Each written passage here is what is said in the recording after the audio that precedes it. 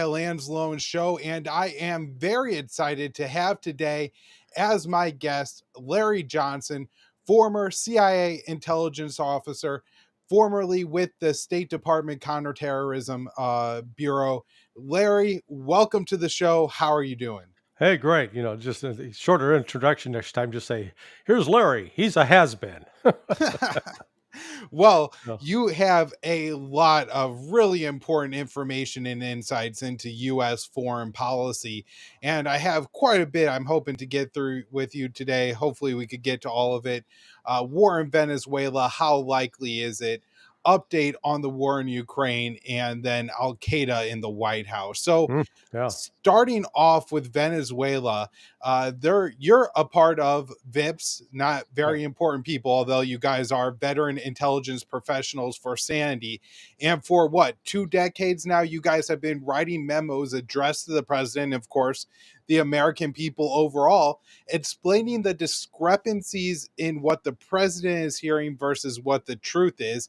And you Yeah. just issued this one on Venezuela, what wider war in Venezuela would bring. And so, just how bad of an idea is it for the U.S. to try to overthrow Maduro in Venezuela? Well, it's a terrible idea. I'll note that the person who actually drafted the bulk of that memo, Fulton Armstrong. So Fulton was my predecessor on the Honduras account when I joined the CIA. And then he later went on. He was the National Intelligence Officer for Latin America back in 2003. He was one of only two national intelligence officers that protested and disagreed with going to war in Iraq back in 2003. And, time has vindicated him over that. But Fulton's a very gifted writer. Look, the problem with Venezuela, I've said partially in jest, but it's also true. Venezuela is Spanish for Vietnam, okay? Because it's bigger than Vietnam, landmass wise. It's got triple canopy jungle like Vietnam. It has bigger mountains than Vietnam. And it's the kind of area that the United States would not be able to move easily in.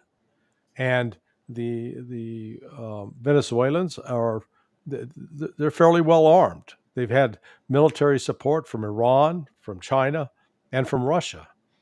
And basically, if you're gonna, there are only two ways to really go into Caracas and try to take out Maduro. Um, One is to go in with helicopters and drop people off. Those helicopters are going to be extremely vulnerable to shoulder-fired surface-to-air missiles. Or the alternative is drive up the road from the airport, which is out on the Pacific coast, and you go up this winding mountain road, and there's the number of ambush points along it are just in the thousands. So it's not a cakewalk, and if anybody's expecting it to be so, they'll be sorely surprised.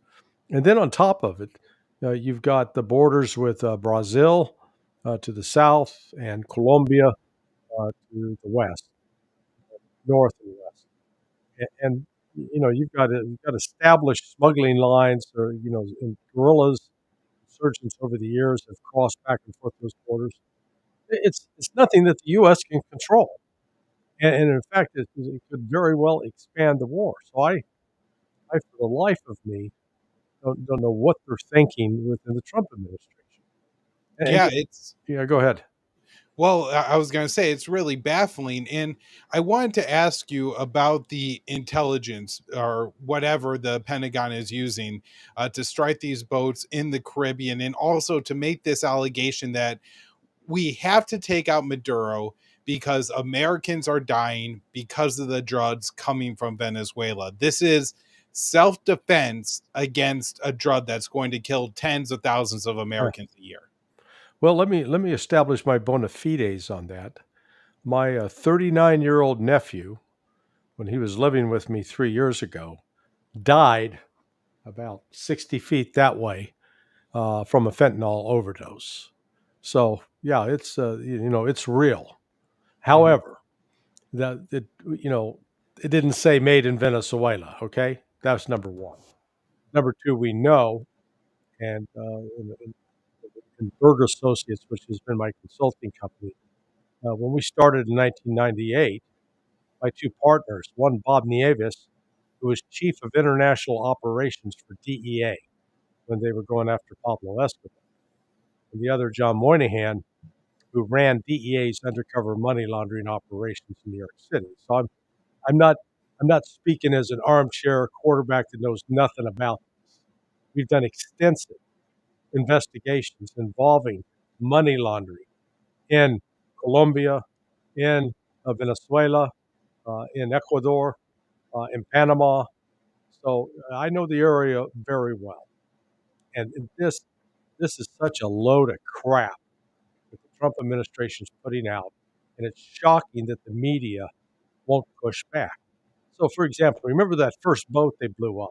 Had four outboard motors. It was described as a cigarette boat. Really wasn't a cigarette boat. It was a 60-foot long boat with four outboard motors. The maximum distance that boat can travel is 250 miles before it has to be refueled. The distance from the north coast of Venezuela to the south coast of the United States, which is the Keys, Florida Keys, that's about 1,300 miles. So, this boat has got it's not like there are gas stations every 100 mile, a rest stop on the ocean. So it's just ridiculous that becomes a major way to transport drugs, particularly in the volume that we're talking about. And then we get into what are called rules of engagement. So again, with my experience, starting in 1994, I was scripting terrorism exercises for Delta Force and SEAL Team 6. Those were the two principal Tier 1 units we supported. And the purpose of these exercises were to give them scenarios in which they would have to go through the preparation of planning, loading up, packing out, and then going, getting on the plane or whatever and going out and engaging the target. As part of that planning process, they had to come up and produce what was called a CONOPS, concept of operations. And in response, when they came back with what was called the warning, the execution order, the XORD, in that XORD, there would be rules of engagement. And I did that for about 23 years. In 23 years, I never saw a rule of engagement that said, if you think the guy looks like he's doing something bad, you can kill him. Okay? You had to, and I'm also a firearms instructor. I teach self-defense. What I teach the students is if somebody has a gun, a weapon, something that they could potentially kill you with, then yes, you're authorized to shoot to kill. Or if somebody is going to, has the potential to, cause you grievous bodily harm, and this is at least in Florida, you can shoot to kill. But if you don't like the way they look, if you don't like how they're talking, if you don't like how they're walking or how they're dressed, sorry, you can't shoot them. And cops, even when they're out doing surveillance and they see a drug deal going down, they don't get to hop out of the cars and start blazing away. Right. You take the people into custody. You seize the drugs. And then you figure out who's running this organization up the chain of command. Because I guarantee you, these guys in these boats are not the masterminds behind this. They're disposable material. So again, our media is completely asleep at the switch. They don't ask her any of these questions. They don't raise any of these issues. They just nod their head and say, oh, like Lindsey Graham, we're good at killing people. Shame on him. Right. Yeah, it's shocking, not only the media, but also the Democratic Party that has looked to punish Trump for doing anything they didn't like for a decade now, suddenly has nothing to say as he's committing murders in the Caribbean twice a week. They're blowing up a boat. Now, I have this clip of Pete Hegseth I want to play for you and get your thoughts on the likelihood of war with Venezuela. We're not just buying something. We're solving life and death problems for our warfighters. We're not building for peacetime. We are pivoting the Pentagon and our industrial base to a wartime footing. Building for victory, should our adversaries FAFO. So, Larry, what do you think the chances are that we end up in a real war with Venezuela during the Trump administration? Uh, I think it's less than 40%, and let me tell you why I say that. Um, these troops, the Marines, the two Marine expeditionary units, they were deployed about 10 weeks ago now, Mm-hmm. and you've got some destroyers that carry missiles and a cruiser or two. You don't activate forces like that and put them into an alert status and keep that for 10 weeks. At some point you got to pull the trigger if you're going to pull the trigger, because they're over time their capability degrades. They get tired, they get bored. So I think all of this was designed to try to intimidate the Venezuelan army, make them think that the United States would come in, and then hope that the Venezuelan army, would run a coup and remove Maduro, and then we get to declare victory and go home. It could also be a situation where Trump may do what he did with the Houthis. He declared victory. Hey, they capitulated, and on the Houthi side, they're going, capitulate. Did you capitulate? No, I didn't capitulate. How about you? Did you capitulate? Nobody capitulated on the Houthi side. As a matter of fact, some of them probably couldn't have spelled capitulation. But we declared, hey, they capitulated. We win. We're pulling out. Yeah. Right. So we couldn't hang with the Houthis for 7 weeks. I guarantee you, Venezuela is a much tougher customer than the Houthis, and they're much better armed. They've got F-16s. They've got missiles that are capable of hitting ships, and that's why I think the United States is going to find a way to declare victory and get out of there. I call it another failed attempt to launch a change of government in Venezuela. Yeah, I recently read a story. I think it was in like Defense One or some other kind of Pentagon adjacent outlet that explained that Venezuela has one of the most advanced shoulder surface to air missiles anywhere, and they have tens of thousands of these things. And so any helicopter operations in Yeah. Venezuela over Caracas are essentially a no-go, because it would be a Somalia Black Hawk Down situation very quickly. Yeah, I think that's right, because this is not terrain that you're going to maneuver easily as a ground force. You're going to need. It's worse than Vietnam. Vietnam had some mountains and some highlands, but nothing like this. And this Right. is, this is a big area. So we just we've got to get out of this habit of thinking, we're like the 3-year-old kid with a hammer. Everything looks like a nail.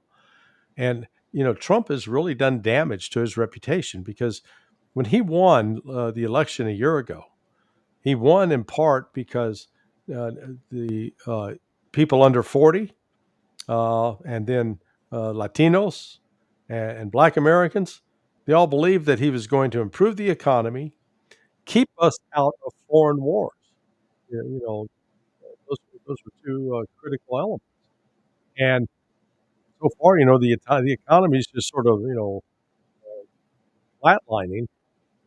Take out all the AI stuff, but you got people being laid off and not able to keep their jobs. And then instead of, he keeps saying he keeps settling all these wars. Well, he's actually, starting more or enabling more. And so Yep. you got the war in Ukraine, you got the war on the Palestinians in Gaza and the West Bank, and now you got the potential for war. You've had an attack on Iran. Uh, you've got threats to China, and then you've now threatening Venezuela. So, Right. uh, you know, that doesn't doesn't improve his relationship, his reputation as a president of peace. It's just the opposite. And then he's threatening Nigeria now. Oh, you're killing Christians. We're going to come get you. Okay, if this is genuinely about somebody killing Christians, let's recognize that in Nigeria, the government is not doing it. The group killing Christians is called Boko Haram. And my old outfit, the CIA, had a hand in helping establish Boko Haram back in the day. Okay, that's number one. Number two, in the West Bank and in Gaza, the Israeli government is killing Christians, Palestinian Christians. They're killing them. But Trump's concerned about Nigeria and not about Christians in Israel, in the Holy Land. That's what I said. It's hypocrisy, and Americans are seeing through that. And then the last thing for Trump, he promised America first. And then instead he gets in and it's Israel first, America second. And, you can understand it in part. People like the Adelsons and some other very wealthy Zionists bailed out Trump to the tune of $250 million years ago. So he's sort of indebted. I give him credit for being loyal to those that dug him out of a financial mess. But, again, he promised to put America first, and he's not doing that. Yeah, well, another country Trump seems to be putting first still is Ukraine. Want to get your thoughts on the Ukraine war? I got a quick clip from Zelensky to play for you first. And of course, it is very difficult to counter ballistic and aeroballistic missiles. Only a few systems in the world are capable of shooting down such missiles, effectively shooting them down to cover our entire territory. We need significantly more systems and many more missiles for these systems. We are working with our partners, with America, to purchase additional Patriots. We are counting heavily on support. I thank every leader, I thank every one of our friends in Europe, in America, in Asia, who helps us, who tries to help. And of course, it is very difficult to counter ballistic and aeroballistic missiles. Only a few systems in the world are capable of shooting down such missiles, effectively shooting them down to cover our entire territory. We need significantly more systems and many more missiles for these systems. We are working with our partners, with America, to purchase additional Patriots. We are counting heavily on support. I thank every leader, I thank every one of our friends in Europe, in America, in Asia, who helps us, who tries to help. And of course, it is very difficult to counter ballistic and aeroballistic missiles.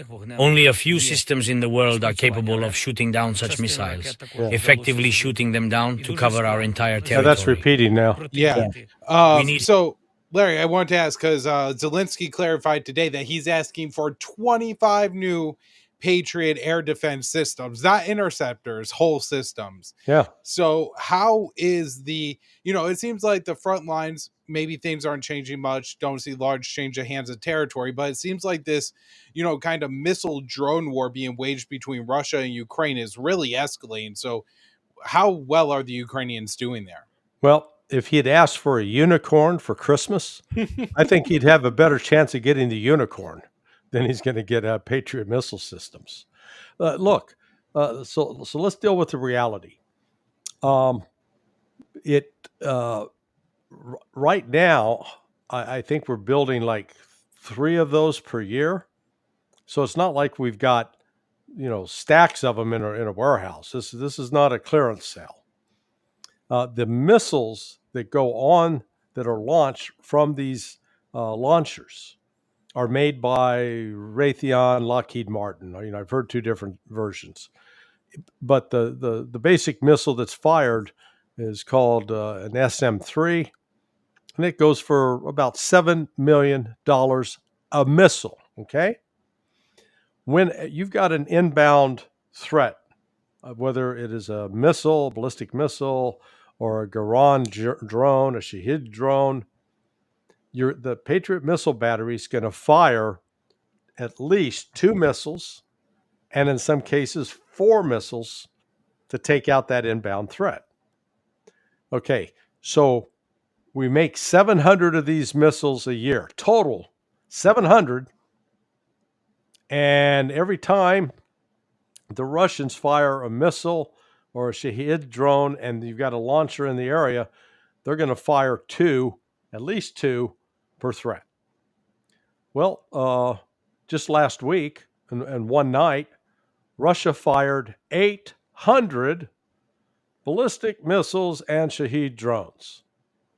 So let's just assume that Ukraine had 20 launchers and they fire 16 missiles per launch.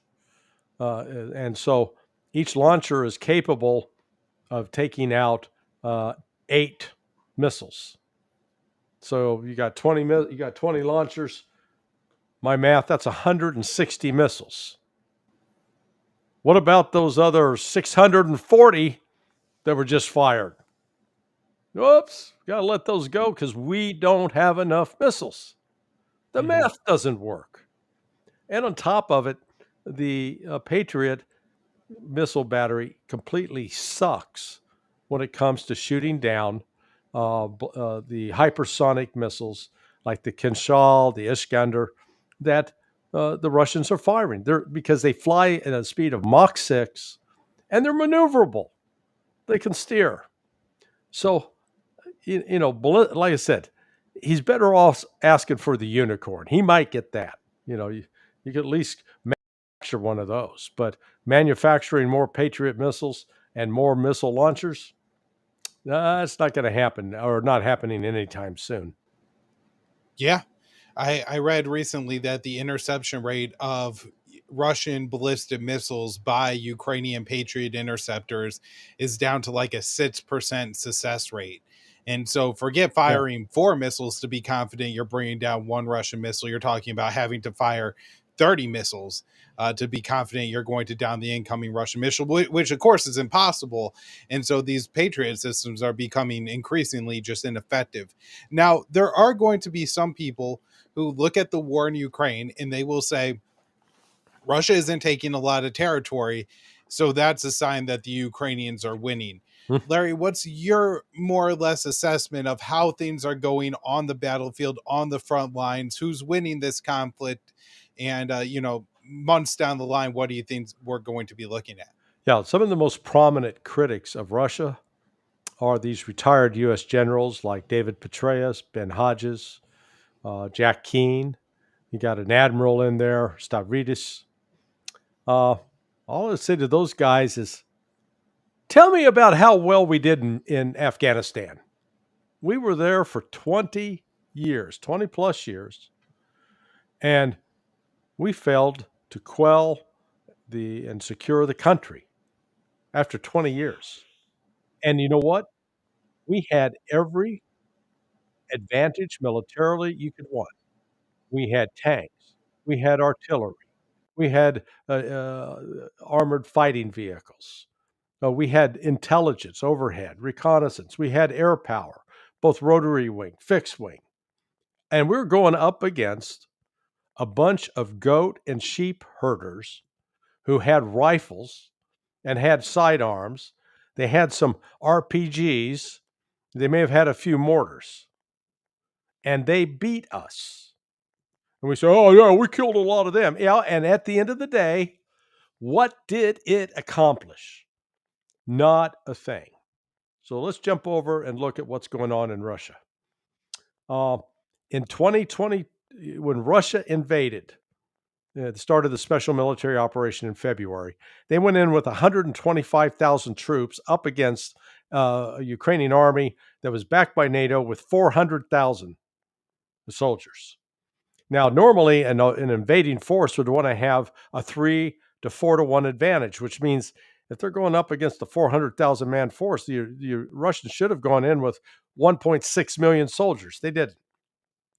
The initial goal was to put pressure on Ukraine to negotiate. It succeeded because the negotiations were underway in Istanbul, and they in fact had a tentative agreement to end the fighting, and it would have left Donetsk and Luhansk into control under the ruling authority of Ukraine. But Joe Biden and Boris Johnson showed up, sent Boris Johnson over to tell Zelensky, if you do this, man, you're on your own. We're cutting you loose. You've got to stay in this war.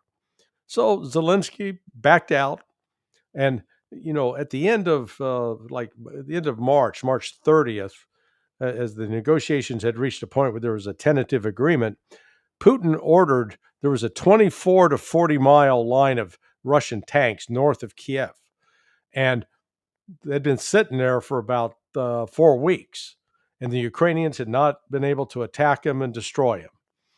Putin ordered a withdrawal of those tanks as a gesture of goodwill. And it was after that that they got the reversal. Now, the reason I'm going through this history is to explain that the Russians did not move to start building their military force for war until September of 2022, when they mobilized over 300,000.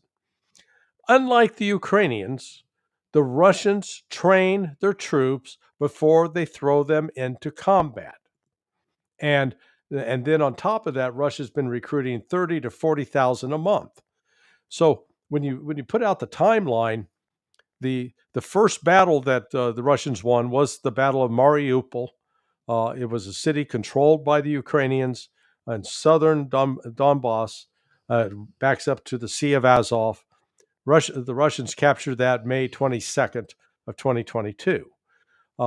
There were no other major battles in 2022 other than the Ukrainians launched an offensive, the Russians retreated out of Kharkiv, and then they did a strategic withdrawal out of the west bank of the Kherson. 2023 starts, Battle of Bakhmut. That Battle of Bakhmut goes on for 5 months. The Russians ultimately prevail. They kick out, it was considered a strategic city for the Ukrainians.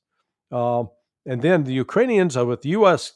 generals directing this, launch an offensive in June. And they were going to march to the Sea of Azov. They were going to take Crimea. They're going to be bathing in the Black Sea by August. All these predictions. Go back, you can watch David Petraeus say this is what was going to happen, and Ben Hodges. Well, in reality, the Ukrainians got crushed because this one general named Surovikin had built 3 defensive lines, and those defensive lines were designed to absorb a blow, fall back. The Ukrainians never succeeded in penetrating through the first line of defense. We jump into 2024. Now, so the soldiers that are mobilized in September of 2023 start coming online in the summer of or the ones that are mobilized in September 22 start coming online around June, July 2023. And then you've got continued buildup of the Russian army from that point forward. And now 2024, the capture of Avdiivka. That was the major battle for that year. Now we're in 2025. The Russians have captured 5 major cities. They're moving much more rapidly. Why? Because their manpower is now finally up to a stage. There's no way that you can just snap your fingers or wave your magic wand and turn out trained troops. It takes time. If anybody's watched the HBO series Band of Brothers, you watch them when they start training in Toccoa, Georgia, and then they move up to Fort Bragg, North Carolina, and their training started in 1942, the summer of 42, and it lasts really until early 1944. It's almost a little over 2 years. And even then, they made mistakes in combat. They were not professionals yet. They were trained, but they still had a learning curve to go through. So we got to remember the Russians experienced the same thing. That's one of the reasons they've gone slow. The other reason they've gone slow is to minimize casualties. Despite the Western propaganda that the Russians are suffering, 1 million casualties, that's called projection. That's what Ukraine is suffering. Sorry for the long rant. No, really good answer. And I always like to add, because I don't think Americans really understand this, since all of our politics are driven in 2-4 year result cycles, that we think if Russia doesn't win this war in 4 years, then, that must be a massive black mark for Vladimir Putin. But just culturally, the Russians, I mean, look at a Russian novel versus an American novel. It's 4 or 5 times longer. The attention span, the patience is just more culturally ingrained there than it is in the US. And so it really changes the outlook of what fast or rapid victory would look like.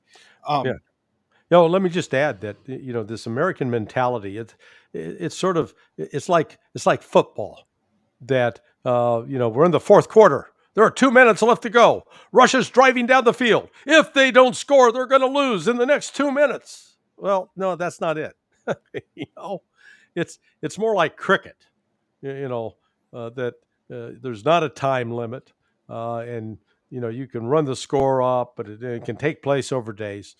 The Russians they're not on the clock, and until the West understands that, we're not going to understand what we're seeing on the ground. Larry, do you have time for one more question? Sure. All right. So today, Ahmed al-Shara, who's better known as Abu Mohammed al-Jolani, the founder of Al-Qaeda's Syria affiliate, veteran of the Iraq War, having fought on the side of Al-Qaeda, visited the White House. Largely, no response from this other than Marjorie Taylor Greene, who raised concern over this and additionally the killing of Christians in Syria since Jolani seized power. And so, Larry, I'm interested in your take here. I'm not a big fan of the CIA or the U.S. drone program around the world. Yeah. However, I do recognize there are legitimate individuals around the world who want to do harm to the United States of America. And it seems like the leader of the largest group of those individuals probably in the world is Jolani, who's now being welcomed into the White House. What